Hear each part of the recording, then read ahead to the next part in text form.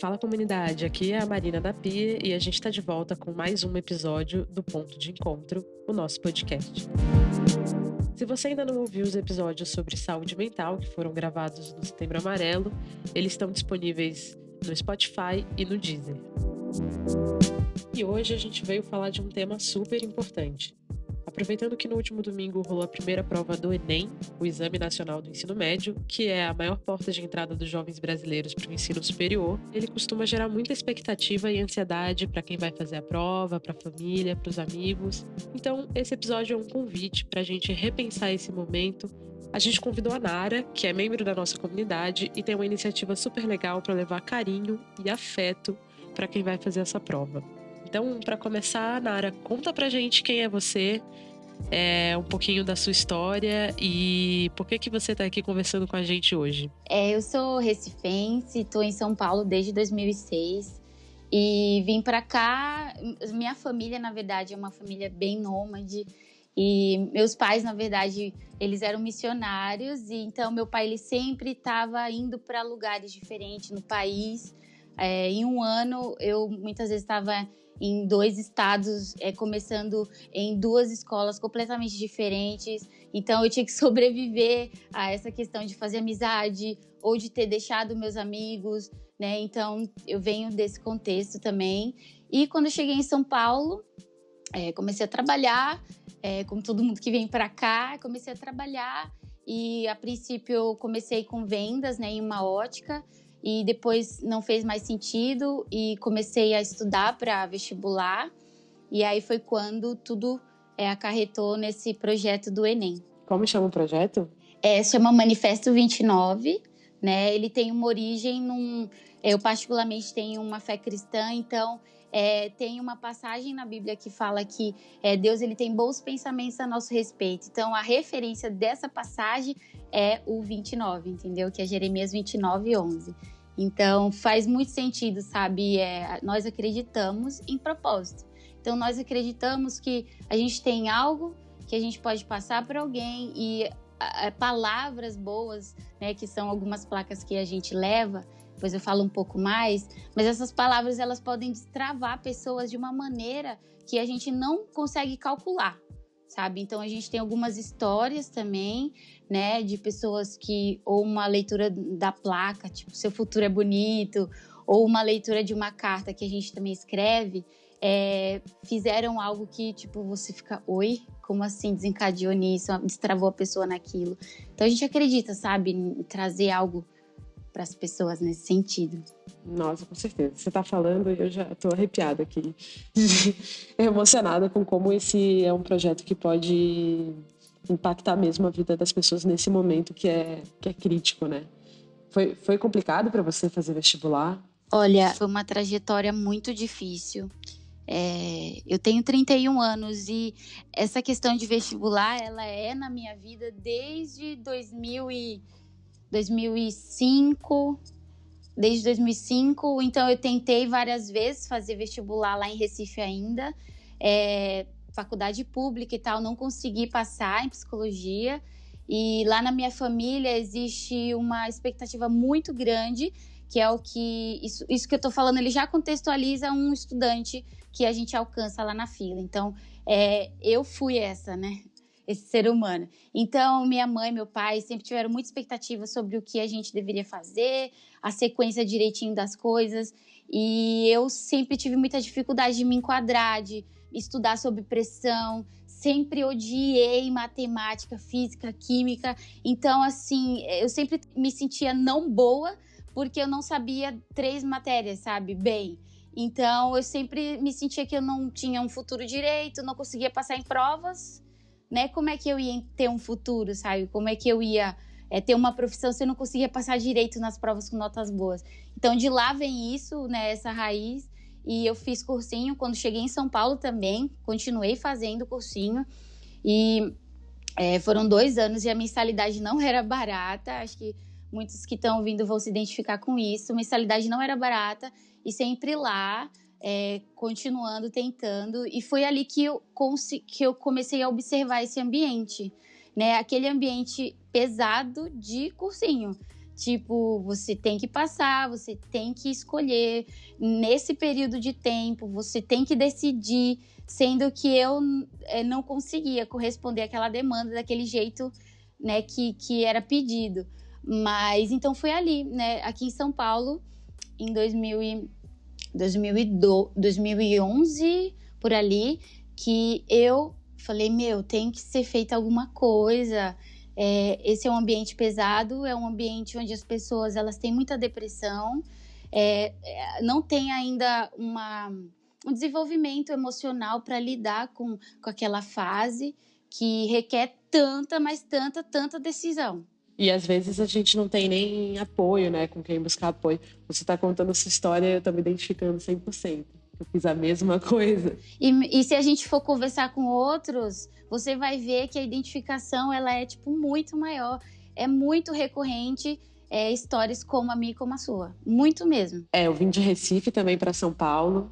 Fui fazer cursinho, só que eu precisei trabalhar para pagar meu cursinho. E ainda com 50% de desconto na mensalidade do cursinho, eu gastava quase todo o meu salário no cursinho. E aí tem uma coisa que é engraçada, que é também o quando você precisa estar disponível para aquilo, né? Eu trabalhava das 2h às 10h numa loja de shopping e eu não conseguia fazer todas as atividades que todo mundo fazia, de plantão de dúvidas e tudo mais. Então, soma-se a tudo isso uma condição que você tem que ter que tem propícia para você se sentir a par daquela competição, porque na verdade é uma grande competição, né? Sim, é uma grande competição. E uma das frases que a gente leva como cartaz, ela traz isso no sentido de você não tem só uma chance, sabe? Isso aqui, a sua vida, ela não depende só de uma chance. E é muito legal que, como eu falei, eu tenho uma coisa meio, tipo, espiritual também. Então, eu tenho alguns sonhos mesmo, enquanto eu durmo. E um desses sonhos, eu estava numa situação de ver uma pessoa que estava como se fosse num show de talentos. E ela estava mostrando o talento dela para outras pessoas. E eu falava assim, nossa, você faz muito melhor do que isso. Como que você está fazendo feio? Porque no sonho a pessoa estava cantando feio. E sendo que na vida real ela canta muito lindo. E aí o meu sentimento era, a sua chance é essa, porque você está cantando assim. E uma pessoa virava para mim e olhava e falava, se você acha que o seu futuro depende de uma só chance, você está diminuindo o seu futuro, o seu propósito. Aí eu, meu Deus, aí eu acordei, né? Então, aí acordei, óbvio. E aí isso, e anota a frase, vira a placa de vestibular. E é isso, sua vida, ela não depende só de uma chance, sabe? Que legal. Então conta aí pra galera de verdade o que o Manifesto 29 faz nesse momento tão crítico da vida das pessoas, que é a hora do vestibular, né? Literalmente o momento da prova. O manifesto, a gente começou meio tipo, vamos apenas levar algumas cartas, né? Que nós temos 2 ações que nós fazemos, que é a caminhada, né? Nós fazemos uma caminhada com placas, com frases afetivas, frases que vão fazer sentido lá para aquela galera que está lendo. E a ideia é que sejam placas com letra grande, né? Para a gente levantar de longe, já de longe ser visto. A gente nem precisa se aproximar muito. E essa é a caminhada que a gente fala que é a caminhada contra, que é o nosso manifesto mesmo, né? Manifesto contra ansiedade e medo de futuro. Né? Que a gente identificou justamente isso. Que ali é uma galera que está num momento único, de um momento de uma chance, que estudou muitas vezes o ano inteiro, ou dependendo de alguns estudantes de medicina e tal, 8 anos, a gente já conversou com alunos que 8 anos eles estudam e 8 anos tem aquela 1 hora lá que eles ficam na fila do vestibular todo ano, esperando com aquele coração todo apreensivo, aquele portão abrir para você entrar e fazer aquela prova que é a sua única chance, vamos dizer assim.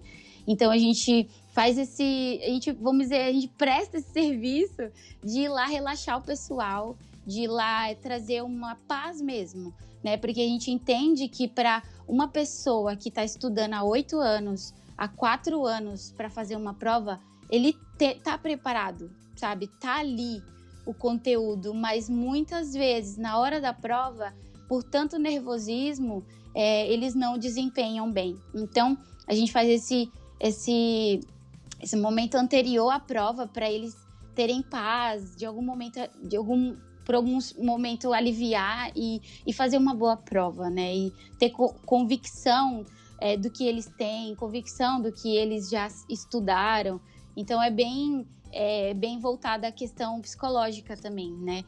E a gente faz essa caminhada e a gente também faz uma campanha nacional para arrecadar cartas. Então, a gente escreve as próprias cartas à mão e a gente também convida o pessoal de fora, de outros estados, tanto a levarem, né, a articularem com seus grupos de amigos, ou, se não, mandarem as cartas para a gente por e-mail, que a gente imprime e leva. Então, ano passado, a gente conseguiu levar 500 cartas. Não é ainda um número uau, mas a gente sempre sonha com um número mais uau ainda, porque se a gente pensar, o Enem, ele é um fenômeno mesmo, assim, nacional. Então, ele acontece em todos os estados, ele tem uma hora certinha para acontecer. Então, muitos estados no mesmo horário que vão pensar assim que os jovens daquela cidade, daquele bairro, estão enfileirados, né, esperando por 1 hora para aquele portão abrir. Então, a gente encontrou uma oportunidade naquela 1 hora de ir e levar, sabe? E então, ali a gente socializa, a gente conversa, a gente abraça, a gente chora junto. É inevitável chorar, a gente escuta histórias, né? O interessante das cartas é que, às vezes, a gente nem fica sabendo muito do feedback, mas a gente também não sente essa necessidade, sabe? A gente sabe que faz alguma coisa, porque são tantas que nem tem como, sabe? Tipo, se a gente saber o que cada sementinha fez, sabe? Onde que... Vocês enviam as cartas? A gente imprime as que enviaram pra gente por e-mail e as que a gente escreveu à mão, a gente pessoalmente leva. A gente leva lá na fila, a gente distribui mão a mão, entrega mesmo. Teve um ano que, por falta de cartas, a gente leu cartas, a gente literalmente leu, sabe? A gente pegava grupinho de 3 pessoas e é muito legal porque quebra. Você vê que na fila de vestibular tem aquela tensão, sabe? Tá todo mundo no mesmo barco, todo mundo aflito, mas ninguém vira um pro outro e troca, sabe? Tipo, um afeto, nada. É todo mundo duro, literalmente. Então, quando a gente vai lá, a gente deixa a galera relaxada. A gente até já levou teatro. Todo ano a gente se organiza para fazer alguma coisa, às vezes dá, às vezes não dá. Mas ano passado a gente levou teatro e foi muito incrível, sabe? Porque é sempre um teatro que tem a ver com contexto. Então a galera relaxa, conversa um com os outros. Então a gente leu cartas para grupinho de 3 pessoas, palavras que fazem sentido e é muito incrível. Então elas acabam fazendo amizade ali na fila. Então não dá para prever, sabe, exatamente o que vai acontecer, mas é muito incrível. Deve ter muita história que você já ouviu nas filas de vestibular, né? Na fila em si, o interessante é que tem um time. Aqui, a nossa ação, ela tem um time. Porque quando a gente chega lá, tem uma fila montada, só que em 10 minutos é o triplo daquela fila. Entende? Então, quanto mais vai se aproximando para o horário de se abrir o portão do vestibular, vai aumentando exponencialmente a quantidade de pessoas. Então, até um certo momento, a gente consegue interagir, assim, de ouvir e tal, histórias. E depois, só a gente realmente faz a ação das placas e de entregar cartas. Mas, no primeiro momento, a gente consegue ter esse contato maior, assim, com alunos. É muito lindo que você falou muito de trazer paz e de afeto, de ter várias pessoas na mesma situação e que não se conversam, né? Que não compartilham aquele sentimento para se ajudar. O que isso significa assim na sua vida? Tipo, como propósito mesmo para você? Uma das hashtags que a gente usa é precisamos falar sobre propósito. Eu gosto de sugerir propósito, para que cada pessoa pense em propósito, no seu, onde você está, o que você está fazendo. Enfim, então, para mim, a minha trajetória, esse projeto ele já nasceu de uma trajetória, assim, sabe, de busca de propósito. Então, eu sou completamente, tudo em mim, sabe, tá buscando fazer coisas com sentido, coisas que que ajudem, sabe? Destravem pessoas. Às vezes é uma conversa informal, você fala uma frase X e aquela frase já fez completo sentido para aquela outra pessoa, sabe? Então, essa questão de saúde mental, eu estou fazendo psicologia, então eu estou refletindo muito de como eu posso unir. Eu vejo como que essas coisas elas vão convergir. Nesse momento agora eu estou ainda meio que observando e analisando, mas já dá para ver onde muitas dessas coisas vão se encontrar. Por exemplo, essa questão do Enem, esse ano fizeram 5 milhões, confirmaram 5 milhões de inscritos. Então, se você pensar, é lógico que a gente não consegue alcançar todo mundo ainda, mas se isso vira uma prática, sabe? Uma prática, e é tão orgânico, é tão simples, é muito simples de fazer, de você sair com o seu pessoal e você ir lá, mesmo que você consiga alcançar 30 pessoas, sabe? Não tem problema. E nunca vai ter, se for só um, já ok, já foi, o propósito já foi cumprido, né? São 5 milhões de inscritos, mas são 190 milhões de brasileiros, assim, tem muito mais gente para fazer esse trabalho de acolher essas pessoas. Uau. do que né, essas pessoas que precisam dessa acolhida nesse momento tão crítico. Sim. Então, acho que cada um que a gente faz, cada pessoa que a gente cuida, né, porque no fim é um ato de carinho, já é uma diferença grande, assim. Sabe, eu quero convidar quem está ouvindo, olha para o lado, olha para quem está perto, olha, e assim, a rede social também ajuda você a ficar perto de outras pessoas, então procura alguém, se é você que está ouvindo, ou se você pode dar apoio para alguém em relação a essa questão do Enem, procura alguém, sabe, para ter esse papo, para mostrar esse podcast, indica, pega, cara, eu quero te mostrar, escuta isso, porque você pode estar trazendo um alívio, sabe, que vai fazer toda a diferença para essa pessoa na hora de fazer a prova. Porque a gente está lidando com expectativas, né? Então, a expectativa, ela tem essa pressão, né? A expectativa boa, ruim, a expectativa, no geral, ela traz pressão. Então, tem até uma das cartas que a gente escreve que fala sobre uma expectativa em paz, né? Então, assim, que a gente deseja, assim, para você que está ouvindo, expectativa em paz para você fazer essa prova. Sim, que a gente possa lidar com esse momento, que é um ritual de passagem mesmo da nossa sociedade, de uma maneira positiva, né? E não traumática. Eu acho muito bom esse convite, assim, porque tá muito ao nosso alcance, né? Fala com o seu irmão, sua irmã, seu primo, se disponha a falar para as pessoas e passar a mensagem de que vai ficar tudo bem. E por que não convidar para escrever a carta, né? Ir na fila. Sim! Eu tenho até uma carta aqui, eu posso ler? Pode, claro, lê pra gente. Tem hora de se preparar e tem hora de fazer acontecer.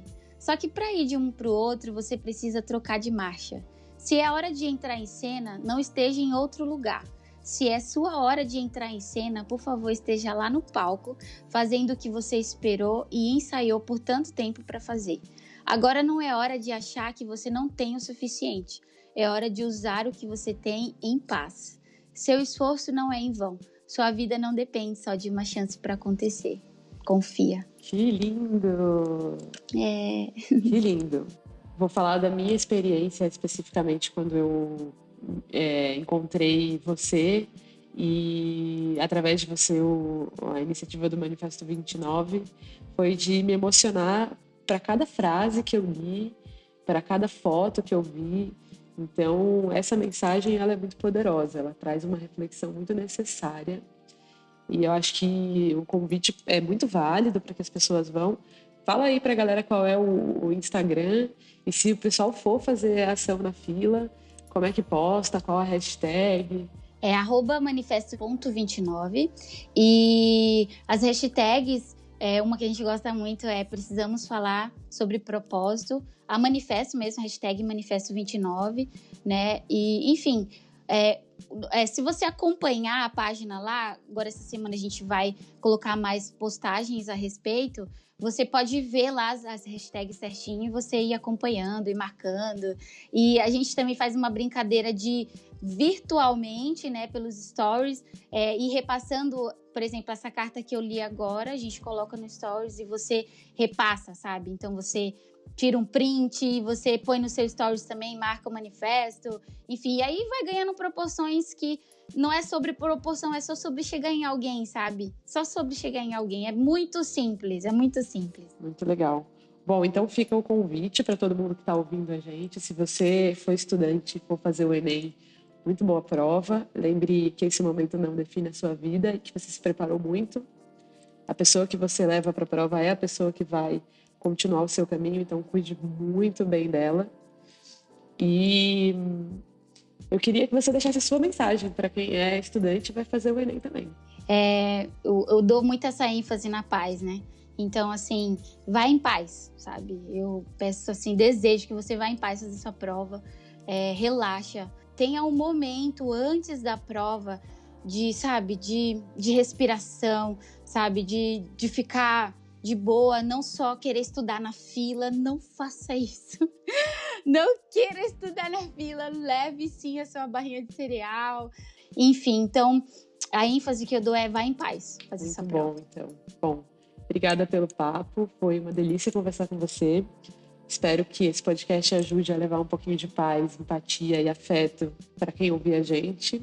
E a gente se vê, então. Obrigada a vocês também, por a Pia, por estar fazendo esse, sabe, ter esse olhar de, como eu disse, olhar para os lados e falar, cara, o que podemos fazer a mais?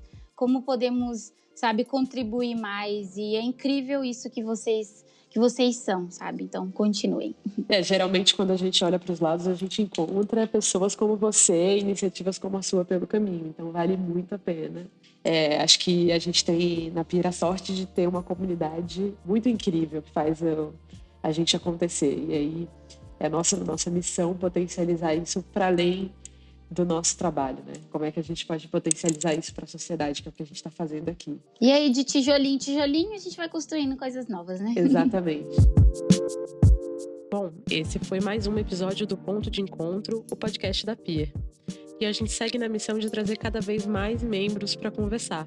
Então, se você tem uma boa história para contar, entre em contato com a gente no contato@pier.digital ou manda uma mensagem lá no Instagram. Aproveitando, segue a gente, @pierdigital. A gente se vê no próximo papo.